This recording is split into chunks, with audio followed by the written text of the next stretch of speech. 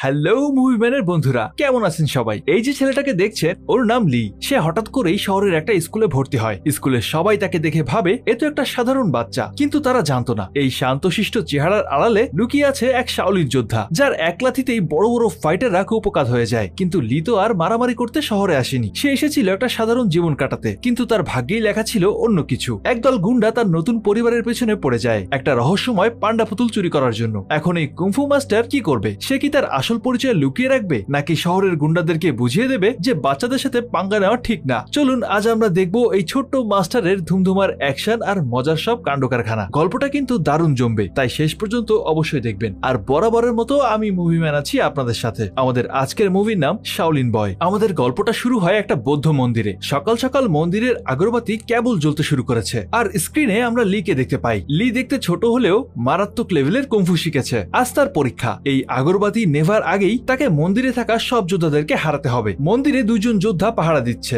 আর ভেতরে একজন সন্ন্যাসী ধ্যান করছে। সে ঢুকতেই তার উপরে একজন যোদ্ধা ঝাঁপিয়ে পড়ে, আর তাদের মধ্যে মারামারি শুরু হয়ে যায়। কিন্তু লি কুংফুতে এতই পারদর্শী ছিল যে যোদ্ধা কোনোভাবেই তার সাথে পেরে উঠছিল না। সে লিকে তার হাত দিয়ে জোরে ধাক্কা দেয়, আর লি উড়ে গিয়ে পড়ে। কিন্তু সে কৌশলে দেয়ালে একটা লাথি দিয়ে উড়ে আসে আর আবার আক্রমণ করে। লি বাতাসে উড়ে উড়ে যোদ্ধাটার বুকে লাথি মারতে থাকে, আর কয়েক সেকেন্ডেই লি তাকে হারিয়েও দেয়। আর এরপরই আরেকজন যোদ্ধা তলোয়ার নিয়ে লিকে চ্যালেঞ্জ করে। লি একটা লাঠি নিয়ে তার সাথে মারামারি করতে শুরু করে, কিন্তু এই যোদ্ধাও তলোয়ারবাজি করে কোনোভাবেই লির সাথে পেরে উঠছিল না। লি তার হাতে আঘাত করে, আর সাথে সাথে তার হাতে থাকা তলোয়ারটা পড়ে যায়। আরেকটা তলোয়ার সে লাঠি দিয়ে ঘোরাতে থাকে, এরপর সেটা দূরে ছুড়ে মারে, আর তলোয়ারটা গিয়ে সোজা লাগে মন্দিরের দেয়ালে। অন্যদিকে আরেকজন যোদ্ধা বসে বসে ধ্যান করেই যাচ্ছে, তার পেছনে মারামারি চলছে, কিন্তু সেদিকে তার কোনো খেয়ালই নেই। লি আস্তে আস্তে তার দিকে লাঠি নিয়ে যেতে থাকে। তখনই যোদ্ধাটা তার হাতে থাকা একটা মার্বেল টোকা দিয়ে দেয়ালে মারে। মার্বেলটা যেয়ে জানালায় লাগে, আর সেখান থেকে রোদ এসে পড়ে মন্দিরের একটা আয়নায়, আর আয়নার রোদ রিফ্লেক্ট হয়ে লিয়ের চোখে লাগে। আর এই সুযোগে সে যোদ্ধা এসে লিকে আক্রমণ করে, কিন্তু এতে তার কিছুই হয় না। সে দৌড়ে যোদ্ধাকে লাঠি দিয়ে বাড়ি মারতে যায়, কিন্তু সঙ্গে সঙ্গে সে উপরে লাফ দেয় আর উড়ে গিয়ে লিয়ের পেছনে চলে আসে। উনি এখানকার সব থেকে সিনিয়র যোদ্ধা। সে লিয়ের পেছন থেকে জামা টেনে ধরে আর তাকে ফুটবলের মতো ছুড়ে ফেলে দেয়, আর লি এবার ফ্লোরে পড়ে যায়। আর তখনই সে একটা লাফ দিয়ে লিয়ের উপরে এসে পড়ে আর তাকে একটা ঘুষি দিতে যায়, কিন্তু লি তার পায়ের নিচ থেকে স্লিপ করে বের হয়ে যায়। এরপর লি উড়ে উড়ে ডিগবাজি দিয়ে যোদ্ধার মাথায় লাথি মারে, এরপর বুকে একটা জোরে লাথি দেয়, আর সে দূরে ছিটকে গিয়ে পড়ে। এরপর যোদ্ধাটা উঠে এসে লিয়ের সামনে দাঁড়ায়। ঠিক তখনই লি তাকে আরো 4-5টা ঘুষি মেরে তার খেল খতম করে দেয়। ততক্ষণে আগরবাতিও জ্বলে শেষ হয়ে যায়। এরপর লি বৌদ্ধ মূর্তিকে প্রণাম করে আর মন্দির থেকে বের হয়ে যায়। পেছনে দাঁড়িয়ে থাকা 3জন যোদ্ধা হাত জোড় করে লিকে প্রণাম জানায়। মূলত এরা সবাই আশ্রমেরই সন্ন্যাসী। লি এত সময় ধরে যাদের সাথে মারামারি করছিল তারা সবাই লিয়ের সিনিয়র। আর এই মন্দিরটা হলো শাওলিন মোনাস্ট্রি, মানে প্রাচীন বৌদ্ধ মন্দির, যেখানে সন্ন্যাসীদেরকে যুদ্ধ কৌশল শেখানো হতো। প্রাচীন চীনের কুংফু এর জন্ম শাওলিন মোনাস্ট্রি থেকেই শুরু হয়েছিল। তো যাই হোক, চলুন গল্পে ফেরা যাক। এরপর আমরা দেখি তাদের শাওলিন মন্দিরের প্রধান সন্ন্যাসীকে, মানে তাদের সবার গুরু। সে লিয়ের সাথে কথা বলতে বলতে মন্দির থেকে বের হচ্ছে। সে লিকে বলছে, তোমার বয়স মাত্র 3 বছর ছিল। তোমার বাবা মা তোমাকে মার্শাল আর্ট শেখানোর জন্য এখানে পাঠায়, আর এত কম বয়সেই তুমি এই বিদ্যায় পারদর্শী হয়ে গেছো। গুরু লিকে আরো বলে, তুমি এখন শহরের স্কুলে পড়তে যাবে। সেখানে একজন বিখ্যাত বিজ্ঞানী আছে যার নাম ডক্টর ঝ্যাং, আর তুমি তার বাড়িতেই থাকবে। লি যে পরিবারে থাকতে যাচ্ছে সেই পরিবারের সদস্য 3 জন, ডক্টর ঝ্যাং আর তার 2 ছেলে মেয়ে। আর তাদের স্কুলে একটা ফাইটিং গ্রুপও আছে যার নাম টাইকন্ডো। সেই গ্রুপের প্রধান ফ্যাং, আর ফ্যাং এর বয়স 15। সে খুব ভালো মার্শাল আর্ট জানে। ল্যান হচ্ছে এই ফাইটিং ক্লাবের ম্যানেজার। সে সবসময় ফ্যাং এর মারামারির দুর্বলতা খুঁজে বের করে তাকে বলতো, যাতে ফ্যাং সেগুলো শুধরাতে পারে। আর ল্যানের ছোট ভাই এই নাদুস নুদুস ইউ, আর সে ছিল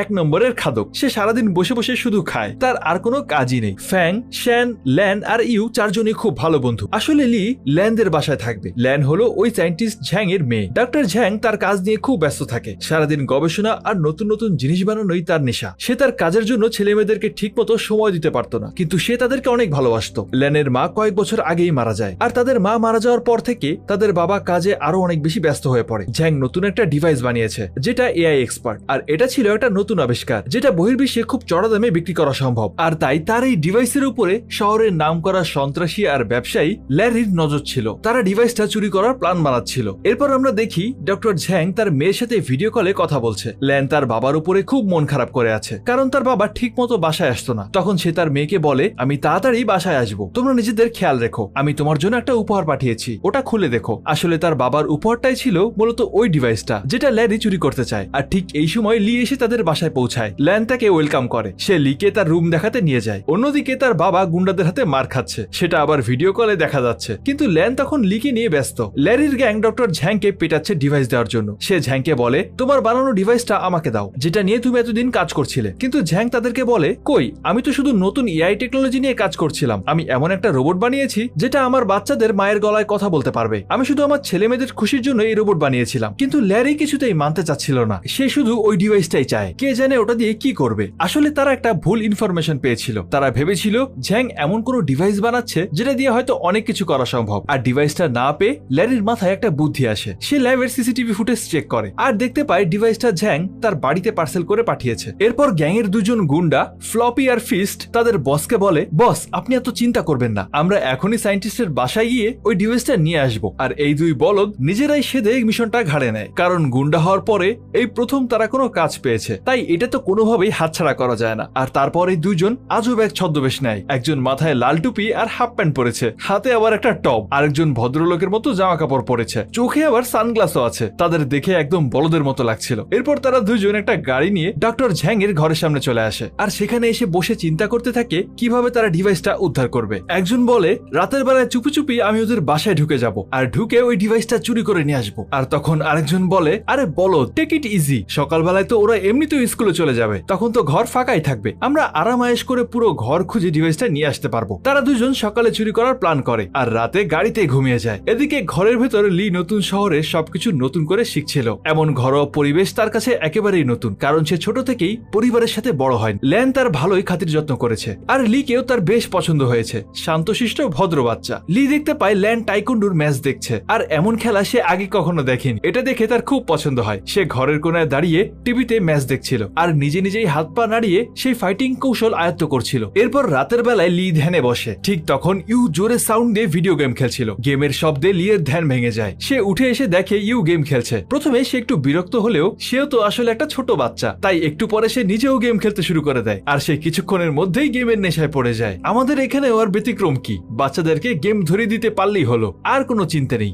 যাই হোক, এদিকে ল্যান তার বাবার পাঠানো গিফটের বক্সটা খোলে। বক্স খুলতেই একটা পান্ডার পুতুল বের হয়। ল্যান জানতো না যে এই পান্ডাটা চুরি করতে পেছনে কত মানুষ লেগে গেছে। পান্ডার পেছনে একটা বাটন ছিল, যখনই ল্যান বাটনটা প্রেস করে তখনই ডিভাইসটা পাসওয়ার্ড দিতে বলে। ল্যান তখন বলে কিসের পাসওয়ার্ড, আর তার অজান্তেই পাসওয়ার্ডটা সেট হয়ে যায়। পান্ডাটা অন করার পর ল্যান বুঝতে পারে এটা আসলে তার মায়ের এআই ভার্সন, অর্থাৎ এই ডিভাইসকে যা কিছু প্রশ্ন করা হবে উত্তরে সে সবকিছু তাদের মায়ের মতো করেই উত্তর দেবে। ঠিক তাদের মা যেমন ভাবতো, কথা বলতো, সবকিছু তেমন করেই সেট করা। এমন একটা ডিভাইস পেয়ে ল্যান অনেক খুশি হয়। পরের দিন সকালে লি, ল্যান আর ইউ একসাথে স্কুলের জন্য বের হয়ে পড়ে। আজকে স্কুলে লি এর জন্য প্রথম দিন, তাই সে খুব হাসি খুশি। অন্যদিকে গুন্ডা দুইটা গাড়িতে বসে তাদেরকে দেখছিল আর ওরা নিজেদের মিশনের জন্য প্রস্তুত হচ্ছে, এখনই বাসায় ঢুকবে। কিন্তু তখনই তাদের মধ্যে একজনের চোখ পড়ে ল্যানের ব্যাগের দিকে। সে দেখতে পায় ওই পান্ডাটা ল্যানের ব্যাগে ঝুলে আছে। তখন তারা বলতে থাকে, এটা তো আরো সহজ, এক দৌড়ে যাব আর ব্যাগ থেকে পান্ডাটা ছিনিয়ে নিয়ে দৌড় দেব। আর তখনই রাস্তায় তাদের সবার সাথে ফ্যাং এর দেখা হয়। ল্যান লিকে তার সাথে পরিচয় করিয়ে দেয়। তখন সেই লাল টুপি পরা গুন্ডা চুপ করে ব্যাগ থেকে পান্ডাটা ছিনিয়ে নিয়ে দৌড় দেয়। কিন্তু ওরা জানে না ওরা কাদের সাথে পাঙ্গা নিচ্ছে। এগুলো বাচ্চা হলেও এক একটা ফাইটিং এর বস। লি এক মুহূর্তের মধ্যেই তাকে ধরে ফেলে। লি আর ফ্যাং মিলে তাকে মন মতো ধোলাই দেয় আর ফ্যাং পুতুলটা উদ্ধার করে ফেলে। আর সে ল্যাংকে দেখিয়ে বলে, দেখো এটা তো আমার বাম হাতের খেলা। ঠিক তখনই পেছন থেকে গুন্ডাটা এসে পান্ডাটা আবারও ছিনিয়ে নেয়। এরপর তারা আবারও গুন্ডাটাকে উদুমসে পিটায়। শেষমেশ তাকে ময়লার ঝুড়িতে ভরে উঁচু রাস্তা থেকে ফেলে দেয়। এরপর লি তার ক্লাসরুমে ঢোকে। স্কুলে বাকি সব বাচ্চারা তাকে দেখে অবাক হয়ে যায়, কারণ এই প্রথম কোন শাওলিন আশ্রমের ছেলে তাদের স্কুলে পড়তে এসেছে। এরপর স্কুলের দুষ্টু বাচ্চারা লিকে বিভিন্ন ধরনের প্রশ্ন করতে শুরু করে। একজন বলে, এই বাবু একটু কুংফু দেখাও তো। আরেকজন আরো ভয়াবহ প্রশ্ন করে। সে বলে, ম্যাম ও কি কখনো বিয়ে করতে পারবে না? আরেকজন বলে, তোমার মাথায় কি চুল ওঠে না? আর এইসব উল্টোপাল্টা প্রশ্ন করে সবাই হাসাহাসি করতে থাকে, যত সব ফাজিল পোলাপান। তখন তাদের ম্যাডাম সবাইকে শান্ত করে বলে, সব বাচ্চারা চুপ, এগুলো তোমরা পিটি ক্লাসে আলোচনা করবে, এখন ক্লাসে মনোযোগ দাও। আর পরের পিরিয়ডে ছিল পিটির। তাদের পিটি কোচ সবাইকে বলে, সামনের মাসে তোমাদের সবার পিটি টেস্ট হবে, আর যারাই ওই টেস্টে ফেল করবে তাদেরকে পরের ক্লাসে উঠতে দেওয়া হবে না। এটা শুনে ইউ এর মাথায় হাত, কারণ ইউ ক্লাসের সব থেকে অলস আর নাদুস নুদুস বাচ্চা ছিল। সে কিভাবে পাস করবে এটা ভাবতে ভাবতে লাইনে দাঁড়িয়ে থেকে টুস করে মুখে খাবার ঢুকিয়ে খেতে শুরু করে। এক কথায় তার কাছে খাওয়া আগে, বাকি দুনিয়ার সবকিছু পরে। এরপর কোচ সবাইকে 100 মিটার দৌড় দিতে বলে আর লি এত জোরে দৌড়তে থাকে যেন উসাইন বোল্ট। আর তার দৌড়ের গতিতে পিটি কোচের ক্যাপ পর্যন্ত উড়ে যায়। বাকি বাচ্চারা এক রাউন্ড দৌড়ানোর আগেই লি 2 রাউন্ড কমপ্লিট করে ফেলেছে। আর এটা দেখে তাদের কোচ অবাক, এমন বাচ্চা সে জীবনেও দেখেনি। এরপর কোচ বাচ্চাদেরকে পুশ আপ দিতে বলে। বাকি বাচ্চারা 2টা পুশ আপও ঠিকঠাক দিতে পারছিল না। আর অন্যদিকে লি একাই 100 পুশ আপ দিয়ে ফেলে। এমনকি সে এখানেও থামে না। এরপর সে এক হাত দিয়ে উল্টো হয়ে পুশ আপ অভিশাপ দেওয়া শুরু করে। আর এটা দেখে পিটি টিচারের চোখ তো কপালে উঠে যায়। আসলে তারা তো জানে না লি শাওলিন ট্রেনিং নেওয়ার সময় ফিজিক্সকে রান্না করে খেয়ে ফেলেছে। লি এর এইসব কারসাজি দেখে বাকি বাচ্চারা তার ফ্যান হয়ে যায়। এরপর কোচ সবাইকে হাই জাম্প দিতে বলে। এটাও লি এর কাছে বাম হাতের খেলা, সে শুধু লাভ দেয় না, যেন আকাশে উঠছে। এখানেও লি এর পারফরমেন্স ছিল 100-তে 110। আর ইউতো কোনো রকমে হামাগুড়ি দিয়ে লাইনের ওপাশে ধপাস করে পড়ে। সে কোনোভাবে টেস্টে পাশ করার চেষ্টা করছে। এদিকে ডক্টর ঝ্যাংকে ল্যারি অমানবিক টর্চার করতে থাকে। ল্যারি তাকে একটা চেয়ারের সাথে বেঁধে গল্ফ বল দিয়ে তাকে মারতে শুরু করে। ডক্টর ঝ্যাং এর অবস্থা এখন নাজেহাল হয়ে গেছে। গল্ফ বলের মার খেয়ে পুরো শরীর লাল লাল হয়ে ফুলে গেছে। অন্যদিকে গুন্ডাগুলো এখনো সেই পান্ডা চুরি করার মিশন চালিয়ে যাচ্ছে। তারা অনেক কৌশলে তাদের ঘরের ভেতরে ঢুকে যায়, কিন্তু তখনও লি সজাগ ছিল। সে তাদেরকে দেখে একটা খেলনার পেছনে লুকিয়ে যায় আর বোকা দুজনকে বিভিন্নভাবে ভয় দেখাতে শুরু করে। কিন্তু কিছুক্ষণ পরেই তারা দুজনে লিকে দেখে ফেলে। তারা বুঝতে পারে লি লুকিয়ে তাদেরকে ভয় দিচ্ছে। তারপর লি এর সাথে তাদের আবারও মারামারি শুরু হয়। লি গুন্ডা দুইটাকে ভালো মতো ধোলাই দেয়। এসব শব্দ শুনে ল্যানের ঘুম ভেঙে যায়। মারামারির এক ফাঁকে সুযোগ বুঝে একটা গুন্ডা ওই পান্ডাটা নিয়ে সেখান থেকে পালিয়ে যায়। ল্যান এসে দেখে সেখানে কিছুই নেই। লি তাকে সব ঘটনা খুলে বলে, কিন্তু সে ভাবে লি হয়তো তার সাথে মজা করছে। সে বলে, তুমি হয়তো স্বপ্ন দেখেছো, এমন কিছুই হয়নি, যাও ঘুমিয়ে পড়ো। আসলে এখানে লিকে পাগল ভাবার পেছনে একটা বড় কারণ আছে, তা আমরা একটু পরেই জানতে পারবো। এরপর আমরা দেখি ফ্লপি আর ফিস্টের মুখের উপরে গল্ফ বল রাখা। তারা দুজনে শুয়ে আছে আর তাদের বস ল্যারি মুখের উপর থেকে গল্ফের শট নিচ্ছে। গন্তব্য আবারও ডক্টর ঝ্যাং। এক ঢিলে দুই পাখি আর কি। আর তাদের শাস্তি দেওয়ার কারণ হলো তারা যে পান্ডাটা চুরি করেছে সেটা ওই ডিভাইসের মতো একই রকম দেখতে আরেকটা পান্ডা, যার উপর থেকে শুধু পারফিউম বের হয়। বুঝতে পারলেন কেন গতকাল রাতে ল্যান লিকে বলেছিল ঘুমাও, টেনশন নিও না। আসলে সে দেখেছিল পান্ডাটা তার কাছেই আছে, তো চুরি হলো কিভাবে? এখানে আমরা জানতে পারি ওই ডিভাইসের আসল রহস্য। মূলত তাদের বস ল্যারি ওই ডিভাইসটা নিয়ে আরো একটা বড় টেক কোম্পানির সাথে ডিল করেছে, কিন্তু এই কাজটা তাকে 3 দিনের মধ্যেই করতে হবে। আর তাই তারা তো তাড়াহুড়ো লেগে আছে। এরপর ল্যারি তাদেরকে বলে, তোমাদেরকে আমি শেষ সুযোগ দিচ্ছি, আমাকে 3 দিনের ভেতর ডিভাইসটা এনে দেবে, তা না হলে তোদের একদিন কি আমার যতদিন লাগে। পরের দিন সকালে আমরা দেখি স্কুলের ভেতর ফাইটিং কম্পিটিশন হচ্ছে। সেখানে ফ্যাং মারামারি করছে। লি অবাক হয়ে তাদের মারামারি দেখছে। তখন ইউ আর শ্যান পেছনে থাকা দুইটা মেয়েকে নিয়ে আলোচনা করছে। দেখ, মেয়ে দুইটা এমন দেখতে কেন? এমন বাজে চেহারের মেয়ে আমি জীবনেও দেখিনি। আসলে মেয়ে দুইটাকে এই স্কুলে তারা প্রথম দেখছে,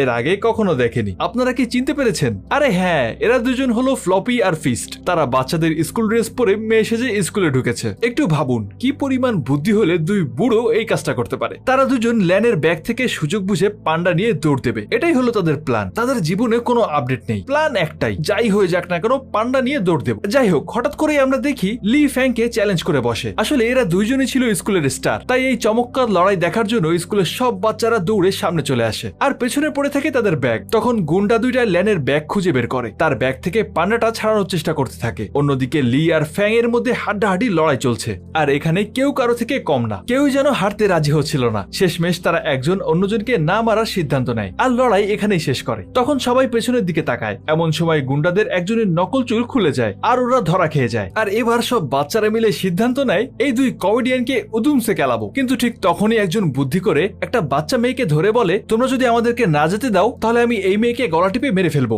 স্কুলের বাকি বাচ্চাদের তখন আর কিছুই করা ছিল না। এই সুযোগে তারা পান্ডাটা নিয়ে সেখান থেকে পালিয়ে যায়। কিছুক্ষণ পর স্কুলে পুলিশ আসে। ল্যান পুলিশকে সব ঘটনা খুলে বলে। অন্যদিকে লি নিজেকে এই ঘটনার জন্য দোষারোপ করতে থাকে। সে মনে করে ও যদি ফ্যাংকে চ্যালেঞ্জ না করতো আর সবাই তাদের ফাইট দেখায় ব্যস্ত না হয়ে পড়তো তাহলে এমন কোনো ঘটনাই ঘটতো না। লি এর অনেক বেশি মন খারাপ হয়ে যায়। তখন ফ্যাং, ল্যান, শ্যান আর বাকিরা তাকে বোঝায়, তোমার এরকম কখনোই ভাবা উচিত না, এটা শুধু একটা অ্যাক্সিডেন্ট, এখানে তোমার কোনো দোষ নেই। এরপর আমরা দেখি ল্যারি ওই ডিভাইসটা পেয়ে গেছে। সেই ডিভাইসটা তার কম্পিউটারের সাথে কানেক্ট করে আর ডিভাইস থেকে সে কম্পিউটারে একটা প্রোগ্রাম চালু করে। এই প্রোগ্রামের অ্যাক্সেসের জন্য ডিভাইসের পাসওয়ার্ড দরকার ছিল, কিন্তু এটা তো তারা জানে না। তারপর ল্যারি কিছু হ্যাকারদেরকে নিয়ে আসে, তাদেরকে বলে পাসওয়ার্ড ব্রেক করো, কিন্তু সবাই মিলে সারা রাত চেষ্টা করেও পাসওয়ার্ড কিছুতেই খুলতে পারে না। এটা দেখে ল্যারির ধৈর্যের বাঁধ ভেঙে যায় আর সে সবার উপর চিল্লাপাল্লা করতে শুরু করে। আর কোনো উপায় না পেয়ে সে ডক্টর ঝ্যাং এর কাছে পাসওয়ার্ড জানতে চায়, কিন্তু সে বলে আমি তো পাসওয়ার্ড জানি না। এমন সময় ঝ্যাং এর ফোনে একটা মেসেজ আসে। ল্যারি ফোন বের করে দেখে এটা তার মেয়ের মেসেজ, মানে ল্যানের মেসেজ।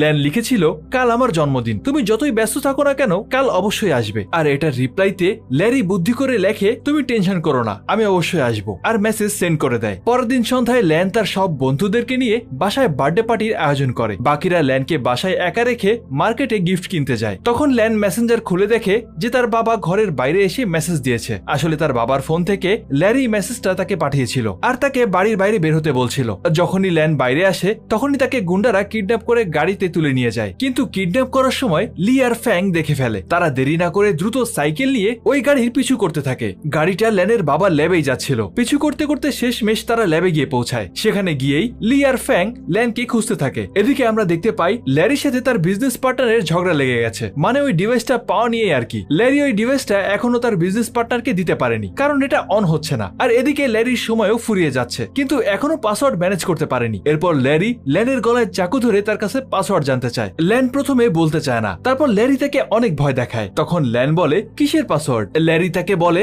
আমার ছুরি তোর গলা, ভেতরে ঢুকলেই বুঝবি কিসের পাসওয়ার্ড। এখনই পাসওয়ার্ড বল, না হলে তোকে এখানেই মেরে ফেলবো। কিন্তু এদিকে কিসের পাসওয়ার্ড শব্দটা শোনা মাত্রই প্রোগ্রামটা অন হয়ে যায়, আর সবাই অবাক হয়ে যায়। ল্যাবের বাইরে ফ্লপি আর ফিস দাঁড়িয়ে পাহারা দিচ্ছিল। ঠিক তখনই লি তাদের উপর ঝাঁপিয়ে পড়ে। লি আর ফ্যাং দুজনে মিলে তাদেরকে ভরপুর পেটায়, কিন্তু এরপরে তাদের সাথে মারামারি করতে আসে ল্যারির সব থেকে শক্তিশালী ফাইটার ব্র্যাডলি। সেও একজন ভয়ানক ফাইটার ছিল, সে মার্শাল আর্টও জানতো, তাই লি আর ফ্যাং দুজনে মিলেও তাকে হারাতে পারছিল না। এদিকে পাসওয়ার্ড পেয়ে ল্যারি তো ভীষণ খুশি, সে নাচতে শুরু করে, আর এবার তার বিজনেস পার্টনারের সাথে ডিল পাকাপাকি হবে। ঠিক এমন সময় ইউ চুপচাপ ভেতরে ঢোকে। ইউ এসে তার বাবা আর বোনের দড়ির বাঁধন খুলে দেয়। অন্যদিকে লি তখন ল্যাবের ভেতরে ঢুকে গুন্ডাদের সাথে মারামারি করতে শুরু করে, আর ল্যারি তার ল্যাপটপ নিয়ে বাইরে পালিয়ে যাচ্ছিল। তখনই ডক্টর ঝ্যাং, ইউ আর ল্যান মিলে তার সামনে দাঁড়ায়। সবাই মিলে ল্যারিকে মনের মতো পেটায়। অন্যদিকে ফ্যাং তখনও একাই ব্র্যাডলির সাথে মারামারি করছিল। লি ভেতরের গুন্ডাদেরকে শায়েস্তা করার পর আবারও ফ্যাংকে সাহায্য করতে যায়, আর এবার তারা দুজনে মিলে ব্র্যাডলিকে ভবের বাইট দেয়। অবশেষে ব্র্যাডলিকে দুজনে মিলে হারিয়ে দেয়। একদম শেষে পুলিশ সেখানে এসে পৌঁছায় আর সব গুন্ডাদেরকে ধরে ফেলে। আর একদম শেষে আমরা দেখি এই বাচ্চাদের বীরত্বের জন্য স্কুল থেকে তাদের সবাইকে মেডেল দেওয়া হয়। আর এখানেই আমাদের আজকের গল্পটা শেষ হয়ে যায়। বন্ধুরা, আসলে আমাদের আজকের মুভিটা একটা টাইম পাস টাইপের মুভি, আর তাই সময় কাটানোর জন্য এটা আপনারা একবার দেখতেই পারেন। তবে হ্যাঁ, লাইফে নিজের আত্মরক্ষার জন্য মার্শাল আর্ট কিন্তু শেখাই যায়। কি বলেন আপনারা? আচ্ছা, আপনাদের মধ্যে কি কেউ কখনো বীরত্বের জন্য বা কোনো স্পেশাল কাজের জন্য স্কুল থেকে আলাদাভাবে পুরস্কৃত হয়েছেন? কমেন্ট করে আমাকে জানাতে পারেন। আর আপনারা কে কোথা থেকে দেখছেন সেটাও আমাকে কমেন্টে জানাবেন। এবার চলে যাচ্ছি আমাদের সেরা ফ্যানদেরকে নিয়ে সাজানো মুভি ম্যানের ফ্যান সেকশনে। আমাদের আজকের সেরা মন্তব্যকার হিসেবে নির্বাচিত হয়েছেন আনিতা আক্তার আপু। তিনি বলেছিলেন, আপনার মুভি এতটাই হাস্যকর, কথা বলার জন্য আমাকে কেউ হাসাতে না পারলেও আপনার মুভি দেখে আমি হেসে দেই। ধন্যবাদ আমাকে হাসানোর জন্য। আপনাকেও অসংখ্য ধন্যবাদ আনিতা আপু। আসলে আমাদের চেষ্টাটাই থাকে আপনাদের সাথে ভালো কিছু গল্পের মাধ্যমে সুন্দর সময় কাটানো, আর কেউ আমাদের জন্য হাসছে এটা জেনেও আমাদের ভালো লাগলো। আর এভাবে আমাদের পাশে থাকার জন্য আপনাদের সবাইকে জানাই অন্তরের অন্তঃস্থল থেকে অসংখ্য ধন্যবাদ। আজকের মতো বিদায় নিচ্ছি, আবারও দেখা হবে নতুন কোনো গল্প নিয়ে। ততদিন সবাই ভালো থাকুন, আর অবশ্যই ভালোকে ভালোবাসুন।